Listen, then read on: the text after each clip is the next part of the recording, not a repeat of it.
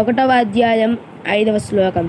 ధృష్టకేతుశ్చకితానః కాశీరాజశ్చ వీర్యవాన్ పురుజిత్ కుంతిభోజశ్చ శైభ్యశ్చ నరపుంగవః. 6వ శ్లోకం. యుద్ధమన్యుశ్చ విక్రాంత ఉత్తమౌజ్యాశ్చ వీర్యవాన్ సౌభద్రో ద్రౌపదేయాశ్చ సర్వ ఏవ మహారథాః. అర్థములు.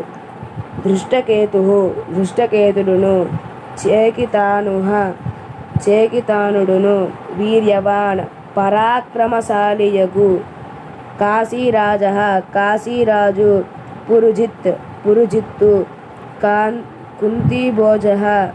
కుంతిభోజుడును, నరపుంగవః మానవులలో శ్రేష్ఠుడైన, శైభ్యుడును, విక్రాంతః పరాక్రమవంతుడును, యుద్ధమన్యుడును, వీర్యవాన్ వీరుడైన, ఉత్తమౌజుడును, సుభద్రా కుమారులైన అభిమన్యుడును, ద్రౌపదీ కుమారులు, సర్వే ఏవ అందరను, మహారథాః మహారథులు. తాత్పర్యం.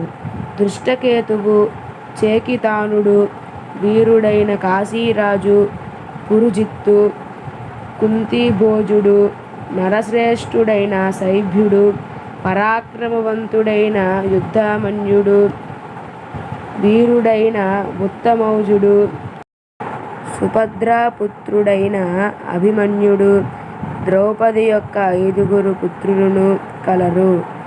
వీరందరును మహారథులు, శౌర్యమును భీమార్జున సమానులు.